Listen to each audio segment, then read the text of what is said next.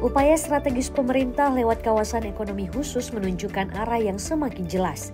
Dari diplomasi ekonomi, promosi terarah hingga penyediaan fasilitas yang memberi kepastian bagi investor global. Jepang sebagai mitra utama Indonesia dengan pengalaman panjang di sejumlah sektor diharapkan menjadi katalisator masuknya arus modal asing baru ke Indonesia. Data dari Data Perdagangan Kemendag menunjukkan penanaman modal asing atau PMA Jepang pada kuartal pertama tahun 2025 mencapai 1 miliar 32 juta dolar Amerika Serikat atau setara 16,82 triliun rupiah. Sementara pada kuartal kedua, realisasi PMA Jepang sebesar 588 juta 573 ribu dolar Amerika Serikat atau 9,59 triliun rupiah. Secara total sepanjang semester pertama 2025, PMA Jepang yang masuk ke Indonesia telah mencapai 1 miliar 620 juta dolar AS atau setara 26,41 triliun rupiah.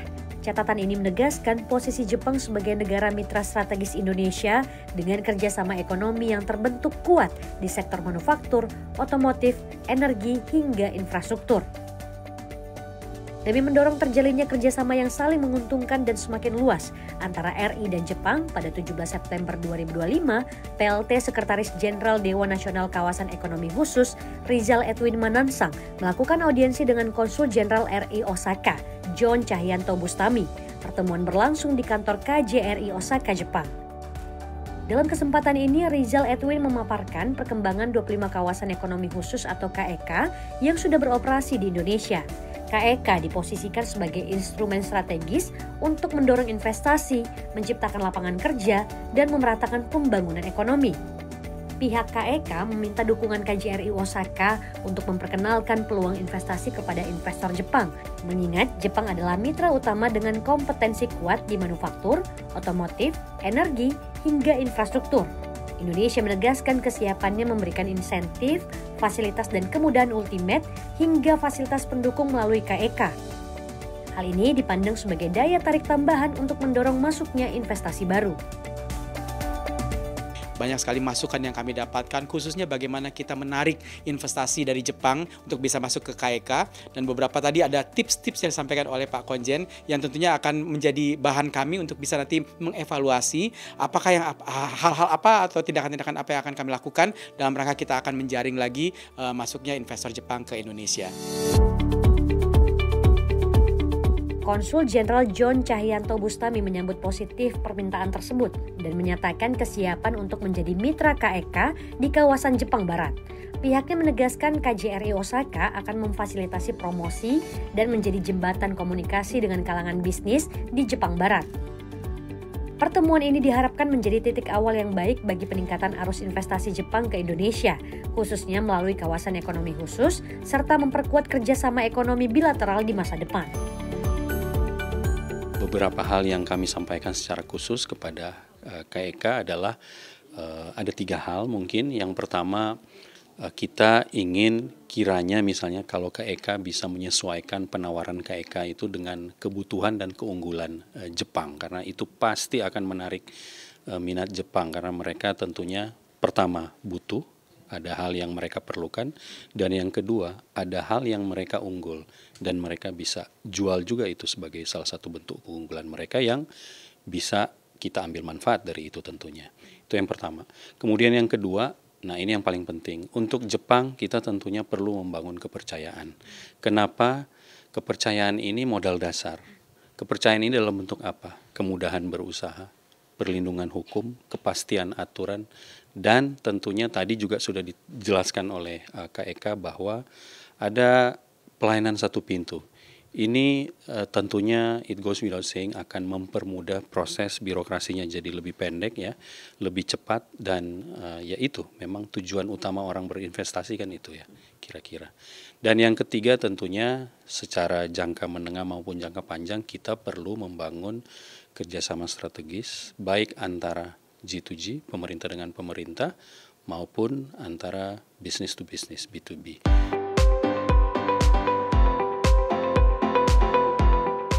Setelah audiensi di KJRI Osaka pada 18 September 2025, Sekretariat Jenderal Dewan Nasional Kawasan Ekonomi Khusus melanjutkan upaya menarik investasi Jepang lewat Business Forum dan Business Matching di Pavilion Indonesia Osaka Expo 2025.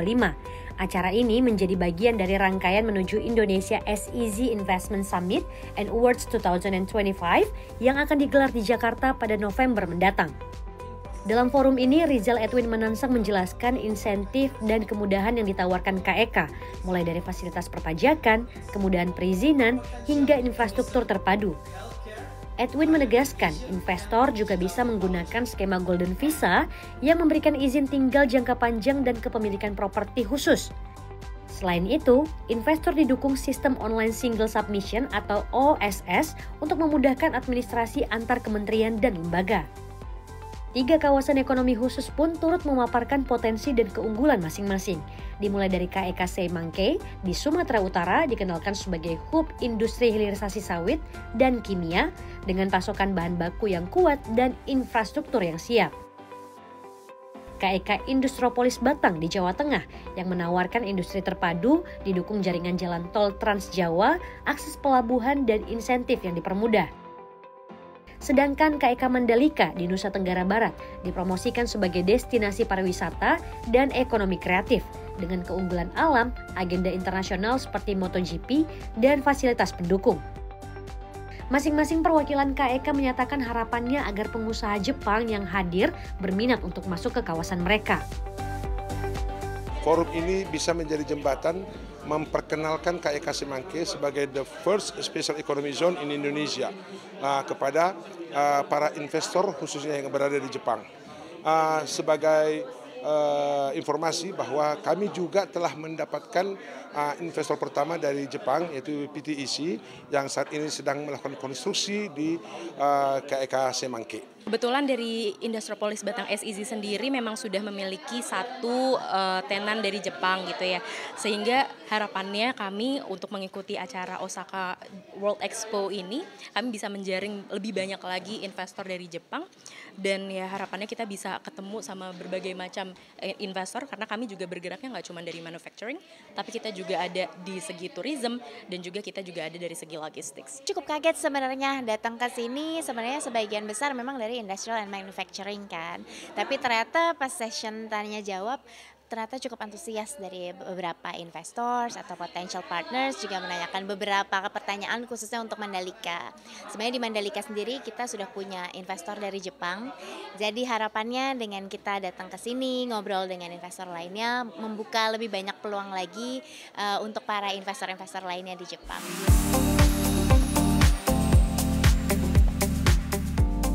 Para investor potensial Jepang yang hadir pun menunjukkan minat untuk menanamkan modal di kawasan ekonomi khusus Indonesia, pasar domestik yang besar, letak geografis yang strategis, serta insentif investasi yang ditawarkan dinilai menjadi kombinasi menarik bagi investor.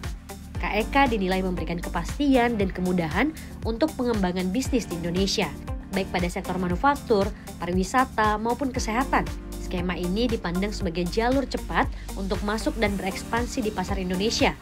Minat yang kuat dari pelaku usaha Jepang diharapkan menjadi langkah awal terbentuknya kerjasama bisnis yang lebih konkret serta mendorong masuknya foreign direct investment ke Indonesia melalui KEK. We have the technology to the diagnosis of the diabetes without the blood test. Just cut the hair. Just cut it. It is very easy to the sampling and the transfer. And I think it is very useful and contribute to your countries to reduce the medical cost. Just one word is surprised, because it's reducing the tax fee and the special economic districts. So maybe we are going to decide to go to the Indonesia and making the company or the rejoining the another companies with Indonesia. Banyak hal yang saya kurang tahu ya sebelumnya, jadi lebih membuka pikiran bahwa ada area di Indonesia yang terbebas dari pajak dan aturan yang lainnya ya, spesial untuk investor Jepang yang ingin berinvestasi di Indonesia agar lebih gampang dan praktis dan dengan aturan rule khusus untuk investor yang sebenarnya yang biasa kita tahu tuh kalau di Indonesia kebanyakan investor asing itu kan susah ya untuk berinvestasi karena banyak peraturan yang berbenturan gitu ya. Yeah.